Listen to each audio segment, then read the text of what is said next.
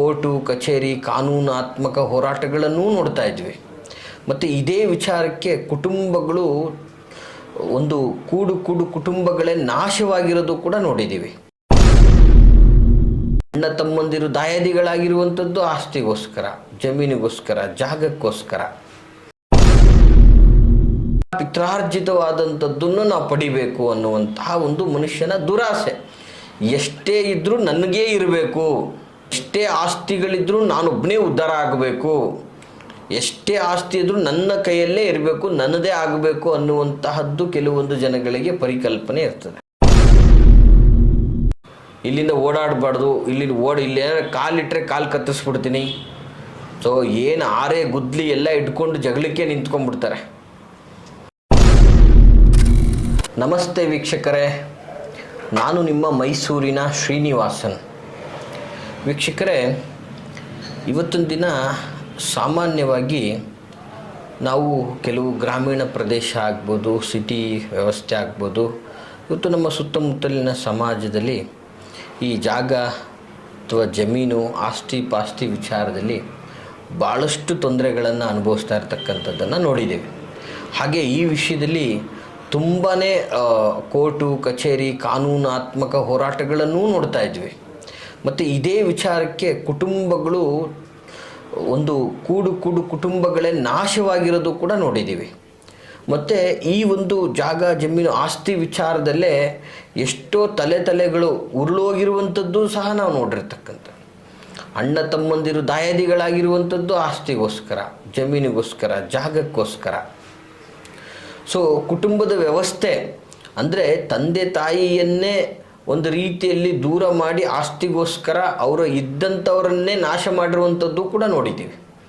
So ಇವೆಲ್ಲವೂ ಮನುಷ್ಯನಿಗೆ ಒಂದು ಆಸ್ತಿ ಅಥವಾ ಒಂದು ಜಮೀನು ಅಥವಾ ಒಂದು ಸೈಟು ಅಥವಾ ಒಂದು ಅವರ ಸಂಪೂರ್ಣವಾದಂತಹ ಎಲ್ಲ ಪಿತ್ರಾರ್ಜಿತವಾದಂಥದ್ದನ್ನು ನಾವು ಪಡಿಬೇಕು ಅನ್ನುವಂತಹ ಒಂದು ಮನುಷ್ಯನ ದುರಾಸೆ. ಎಷ್ಟೇ ಇದ್ದರೂ ನನಗೇ ಇರಬೇಕು, ಎಷ್ಟೇ ಆಸ್ತಿಗಳಿದ್ರೂ ನಾನೊಬ್ಬನೇ ಉದ್ಧಾರ ಆಗಬೇಕು, ಎಷ್ಟೇ ಆಸ್ತಿ ಇದ್ರೂ ನನ್ನ ಕೈಯಲ್ಲೇ ಇರಬೇಕು, ನನ್ನದೇ ಆಗಬೇಕು ಅನ್ನುವಂತಹದ್ದು ಕೆಲವೊಂದು ಜನಗಳಿಗೆ ಪರಿಕಲ್ಪನೆ ಇರ್ತದೆ. ಸೊ ಆ ಒಂದು ನಿಟ್ಟಲ್ಲಿ ಇವತ್ತು ಕೆಲವೊಂದು ಜನಗಳು ಅಮಾಯಕರಿಗೆ ಬಹಳ ತೊಂದರೆ ಕೊಡ್ತಾ ಇರ್ತಾರೆ. ಇವತ್ತು ಅಕ್ಕಪಕ್ಕದ ಜಮೀನಿಗೆ ಇವತ್ತು ದಾರಿ ಅಲ್ಲಿಂದನೇ ಇತ್ತಂದರೆ ಆ ಜಮೀನು ನನಗೇ ಬೇಕು ಅನ್ನುವಂಥ ಸ್ವಾರ್ಥಕ್ಕೆ ಅವರು ಸುಮ್ಮನೆ ವ್ಯರ್ಥ ತೊಂದರೆ ಕೊಡ್ತಾ ಇರ್ತಾರೆ. ನಿಮಗೆ ಇಲ್ಲಿ ದಾರಿ ಇಲ್ಲ, ಇಲ್ಲಿಂದ ಓಡಾಡಬಾರ್ದು, ನೀವು ಇಲ್ಲಿಂದ ಯಾಕೆ ಓಡಾಡ್ತಾ ಇದ್ರೆ, ನೀವು ಇಲ್ಲಿಂದ ಓಡಾಡಬಾರ್ದು, ಇಲ್ಲಿ ಕಾಲಿಟ್ಟರೆ ಕಾಲು ಕತ್ತಿಸ್ಬಿಡ್ತೀನಿ. ಸೊ ಏನು ಆರೆ ಗುದ್ಲಿ ಎಲ್ಲ ಇಟ್ಕೊಂಡು ಜಗಳಕ್ಕೆ ನಿಂತ್ಕೊಂಡ್ಬಿಡ್ತಾರೆ. ಪಾಪ ಅಮಾಯಕ ಜನಗಳು ಅವರು ಹೊಲ ಇದ್ದರೂ ಕೂಡ ಇವರ ಒಂದು ಉಪಟಳಕ್ಕೆ ಅಲ್ಲಿ ಉಳುಮೆ ಮಾಡೋಕ್ಕೂ ಭಯ ಪಡುವಂತಹ ಪರಿಸ್ಥಿತಿ. ಸೊ ಆ ಜಾಗಕ್ಕೆ ಹೋಗೋಕ್ಕೂ ಒಂಥರ ಭಯ.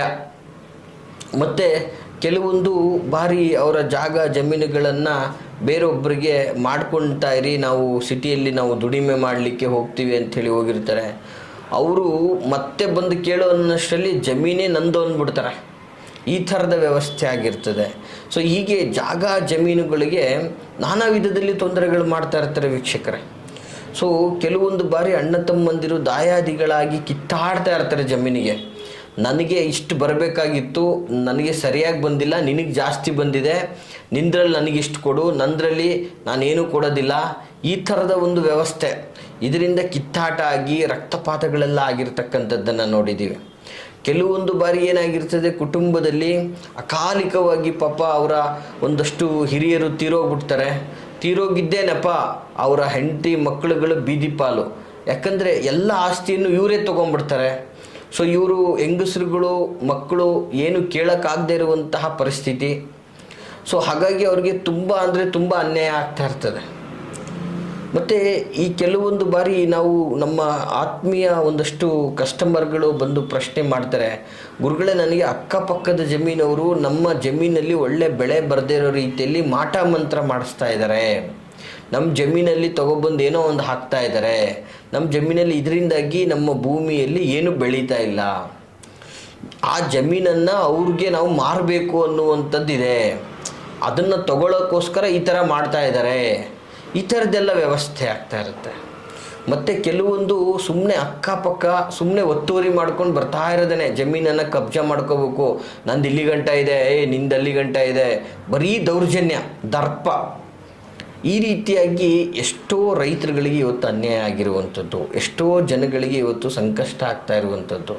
ಮತ್ತು ಸುಮ್ಮನೆ ಈ ಕಡತಗಳಿಗೆ ಅವ್ರಿಗೆ ಪಾಪ ಅನಸ್ತರಕ್ಷರು, ಆ ಮನೆಯಲ್ಲಿ ಯಾರೋ ಒಬ್ಬ ಜ್ಞಾನವಂತನಿರ್ತಾನೆ, ಏನೋ ಅಂಥೇಳಿ ಸುಮ್ಮನೆ ಅವ್ರ ಕೈಲಿ ಹೆಬ್ಬೆಟ್ಟು ಹೊತ್ತಿಸ್ಕೊಬಿಡೋದು. ಆಮೇಲೆ ಒಂದು ಫೈನ್ ಡೇ ಸ್ವಲ್ಪ ದಿನ ಅದ್ರ ಬಗ್ಗೆ ಏನೂ ಮಾತಾಡದೆ ಒಂದು ರೀತಿಯಲ್ಲಿ ಗುಳ್ಳೆ ನರಿ ರೀತಿಯಲ್ಲಿ ಇದ್ದು ಬಿಡೋದು. ಮತ್ತು ಮನೇಲಿ ಏನೋ ಒಂದು ದೊಡ್ಡ ಸಂಕಷ್ಟ ಆಗಿದ ತಕ್ಷಣವೇ ಅದನ್ನು ವೀರಾವೇಶವಾಗಿ ನೀ ಎಲ್ಲ ನಿಂದೇನಿಲ್ಲ, ಎಲ್ಲ ನನ್ನ ಹೆಸ್ರಿಗೆ ಬರೆದಿದ್ಯಾ, ಮನೆಯಲ್ಲಿ ಇದ್ದರೆ ಇರಿಲ್ಲ, ಹೋಗ್ತಾ ಇರು, ಈ ರೀತಿಯಾಗಿ ಪಾಪ ಅವ್ರಿಗೆ ಬೀದಿಗೆ ಬರುವಂತಹ ಪರಿಸ್ಥಿತಿ ಮಾಡಿಬಿಟ್ಟಿರ್ತಾರೆ. ಅವ್ರಿಗೆ ಗೊತ್ತೇ ಇರಲ್ಲ, ಅವರು ಎಲ್ಲ ಬೆಳ್ಳಿಗಿರೋದೆಲ್ಲ ಹಾಲು ಅಂತ ತಿಳ್ಕೊಂಡಿರ್ತಕ್ಕಂತಹ ಮುಗ್ಧ ಜನಗಳಿಗೆ ಇವತ್ತು ಭಾಳಷ್ಟು ಅನ್ಯಾಯ ಆಗಿರೋದನ್ನು ನಾವು ನೋಡಿದ್ದೀವಿ. ಈ ಒಂದು ವಿಚಾರದಿಂದಾಗಿಯೇ ಈ ಥರ ಅನ್ಯಾಯಗಳಾಗಿ ಅವ್ರಿಗೆ ಯಾವ ಸಹಕಾರಗಳನ್ನು ಸಿಗದೆ ಕಾನೂನು ಮೊರೆಯನ್ನು ಹೋಗಿ ಕಾನೂನಿನ ಮೊರೆಯಲ್ಲೂ ಕೂಡ ಅವರು ಬರೀ ದಿನನಿತ್ಯ ಬರೀ ಅಲದಾಟನೇ ಆಗ್ತಾ ಇದೆ ಹೊರತು ಅವ್ರಿಗೆ ಬರೀ ಹಿಯರಿಂಗ್ ಹೋಗೋದು ಹಿಯರಿಂಗ್ ಹೋಗೋದು ಬರೋದು ಇದೇ ಆಗ್ತಾ ಇದೆ ಹೊರತು ಅವ್ರಿಗೆ ಇನ್ನೂ ಪ್ರಾಮಾಣಿಕವಾಗಿ ಇನ್ನೂ ಸಹ ನ್ಯಾಯ ಸಿಗದೆ ಇರತಕ್ಕಂಥದ್ದು.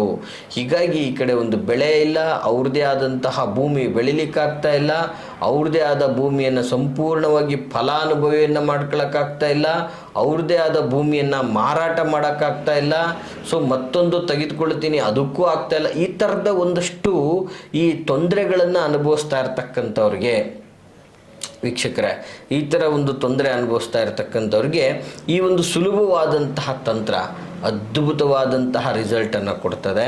ಈ ಒಂದು ತಂತ್ರವನ್ನು ಬಹಳ ಶ್ರದ್ಧಾ ಭಕ್ತಿಯಿಂದ, ಬಹಳ ಸುಲಭ ವೀಕ್ಷಕರೇ ಇದೆಲ್ಲ, ಸೊ ತುಂಬ ಅದ್ಭುತವಾಗಿ ಮಾಡುವಂತಹ ತಂತ್ರ ಆಗಿರ್ತದೆ. ಇದನ್ನು ನೀವು ಶ್ರದ್ಧೆಯಿಂದ ಭಕ್ತಿಯಿಂದ ಮಾಡಿದ್ದೆ ಆದರೆ ಖಂಡಿತವಾಗಿಯೂ ಕೂಡ ನಿಮಗೆ ಫಲ ಸಿಗ್ತದೆ ಅಂತ ಹೇಳಕ್ಕೆ ಇಷ್ಟಪಡ್ತೀನಿ. ಏನಪ್ಪ ತಂತ್ರ ಅಂದರೆ ನೋಟ್ ಮಾಡ್ಕೊಳ್ಳಿ ವೀಕ್ಷಕರೇ, ಬಹಳ ಅದ್ಭುತವಾದಂತಹ ತಂತ್ರ. ಸೂಕ್ಷ್ಮವಾಗಿ ಬರೆದಿಟ್ಕೊಳ್ಳಿ, ಇಲ್ಲ ನೋಟ್ ಮಾಡ್ಕೊಳ್ಳಿ, ಅಥವಾ ನಿಮಗೆ ಏನೇ ಸಂದೇಹಗಳಿದ್ದರೂ ಕೂಡ ಕಾರ್ಯಕ್ರಮದ ವಿಷಯದಲ್ಲಿ ಮತ್ತೊಂದು ಸಲ ಮರುಪ್ರಸಾರ ಮಾಡಿ ವಿಡಿಯೋವನ್ನು ನೋಡಿ ವೀಕ್ಷಕರೇ. ಸುಮ್ಮನೆ ಗುರುಗಳೇ ಇದು ಹೇಗೆ ಅದು ಹೇಗೆ ಅಂತ ವ್ಯರ್ಥ ಕರೆ ಮಾಡಲಿಕ್ಕೆ ಹೋಗಬೇಡಿ, ದಯಮಾಡಿ ನಿಮ್ಮಲ್ಲಿ ಕಳಕಳಿಯ ವಿನಂತಿ ನಂದು. ಸೊ ಗೊತ್ತಾಗಲಿಲ್ಲ ಅಂದರೆ ಕಾರ್ಯಕ್ರಮವನ್ನು ಮತ್ತೊಂದು ಸಲ ಮರುಪರಿಶೀಲನೆಯನ್ನು ಮಾಡಿಕೊಳ್ಳಿ. ಸೊ ತಂತ್ರದ ವಿಧಾನ ಹೇಳ್ತಾ ಇದ್ದೀನಿ.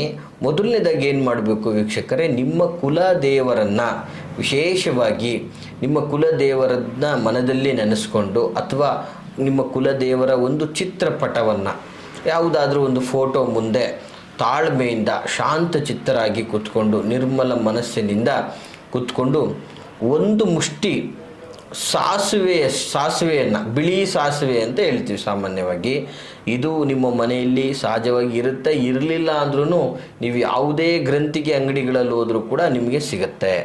ಅದ್ಭುತವಾದಂತಹ ಶಕ್ತಿಯುತವಾದಂತಹ ಒಂದು ಅದ್ಭುತವಾದಂತಹ ವಸ್ತು ಇದು ಸಾಮಾನ್ಯವಾಗಿ ನೀವು ಎಲ್ಲ ಕಡೆಯೂ ಸಿಗ್ತದೆ ಅಂತಹ ಒಂದು ಅದ್ಭುತವಾದಂತಹ ವಸ್ತು. ಬಿಳಿ ಸಾಸಿವೆಯನ್ನು ತೆಗೆದುಕೊಂಡು ನಿಮ್ಮ ಬಲಗೈಯಲ್ಲಿ ಒಂದು ಮುಷ್ಟಿಯಷ್ಟು ಬಿಳಿ ಸಾಸಿವೆಯನ್ನು ತೆಗೆದುಕೊಂಡು ಇಟ್ಕೊಂಡು ಅದನ್ನು ವಿಶೇಷವಾಗಿ, ಅಂದರೆ ನೀವು ಒಂದು ಪದ್ಮಾಸನದಲ್ಲಿ ಕುಂತು ಅದನ್ನು ಇಟ್ಕೊಂಡು ನಿಮ್ಮ ಬಲ ತೊಡೆಯ ಮೇಲೆ, ಅಂದರೆ ಈ ರೀತಿಯಾಗಿ ಒಂದು ರೀತಿಯಲ್ಲಿ ಸಂಕಲ್ಪದ ರೀತಿಯಲ್ಲಿ ಈ ರೀತಿಯಾಗಿ ಇಟ್ಕೊಂಡು ನಿಮ್ಮ ಒಂದು ಕುಲದೇವದ ಮುಂದೆ ಇಟ್ಕೊಂಡು ಸಂಪೂರ್ಣವಾಗಿ ಬೇಡ್ಕೊಳ್ಬೇಕು. ನಿಮಗೆ ಏನು ಆಗ್ತಾ ಇದೆ, ಯಾವ್ದು ರೀತಿಯಿಂದ ತೊಂದರೆ ಆಗ್ತಾ ಇದೆ, ಜಾಗ ಏನು ಆಗಬೇಕು, ಅಕ್ಕಪಕ್ಕದವರಿಂದ ಏನು ತೊಂದರೆ ಇದೆ, ನಿಮ್ಮ ತೊಡೆ ಮೇಲೆ ಕೈಯನ್ನು ಇಟ್ಕೋಬೇಕು ವೀಕ್ಷಕರೇ. ಸಾಮಾನ್ಯವಾಗಿ ನಿಮ್ಮ ತೊಡೆಯ ಮೇಲೆ ಕೈಯನ್ನು ಇಟ್ಕೊಂಡು ಸಂಕಲ್ಪವನ್ನು ಮಾಡಬೇಕಾಗ್ತದೆ.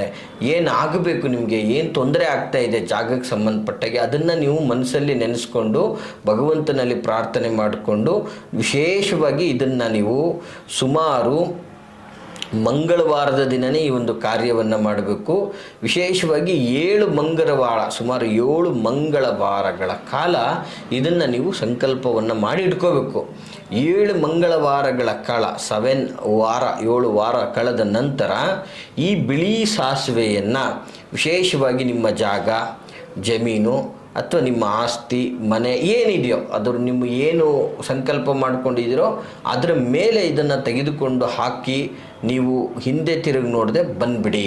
ಈ ರೀತಿಯಲ್ಲಿ ಮಾಡೋದ್ರಿಂದ ಸಂಪೂರ್ಣವಾಗಿ ಜಾಗ ಜಮೀನಿನ ತೊಂದರೆ ಏನೇ ಇದ್ದರೂ ಕೂಡ, ಆಸ್ತಿ ಪಾಸ್ತಿಯ ತೊಂದರೆ ಏನೇ ಇದ್ದರೂ ಕೂಡ ನಿಮಗೆ ಶಾಶ್ವತವಾಗಿ ಪರಿಹಾರ ಆಗ್ತದೆ, ಸುಲಭವಾಗಿ ಪರಿಹಾರ ಆಗ್ತದೆ, ಎಲ್ಲ ನಿಮಗೆ ಅನುಕೂಲವಾಗಿ ಆಗ್ತದೆ ಅಂತ ಹೇಳಲಿಕ್ಕೆ ಇಚ್ಛೆಪಡ್ತೇನೆ ವೀಕ್ಷಕರೇ.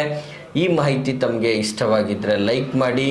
ಹಾಗೆ ಯಾರೆಲ್ಲ ಈ ಒಂದು ಜಾಗ ಜಮೀನು ಆಸ್ತಿ ಮನೆ ಇದರಲ್ಲಿ ತೊಂದರೆಗೆ ಅನುಭವಿಸ್ತಾ ಇದ್ದಾರೆ, ನಷ್ಟಕ್ಕೆ ಗುರಿಯಾಗಿದ್ದಾರೆ, ಎಲ್ಲ ಕಳ್ಕೊಂಡು ಬೀದಿಗೆ ಬಂದಿದ್ದಾರೆ ಅಂಥವ್ರಿಗೆ ದಯವಿಟ್ಟು ಈ ವಿಡಿಯೋವನ್ನು ಶೇರ್ ಮಾಡಿ ಅಂತ ಹೇಳ್ತಾ, ನಿಮ್ಮ ಯಾವುದೇ ವೈಯಕ್ತಿಕ ಪ್ರಶ್ನೆಗಳನ್ನು ಕೇಳಬೇಕು ಅನ್ನೋದಾದರೆ ವಿಡಿಯೋದಲ್ಲಿ ಕಾಣ್ತಾ ಇರ್ತಕ್ಕಂತಹ ಸಂಖ್ಯೆಗೆ ಕರೆ ಮಾಡಿ ಅಂತ ಹೇಳ್ತಾ, ಎಲ್ರಿಗೂ ಶುಭವಾಗಲಿ. ನಮಸ್ಕಾರ.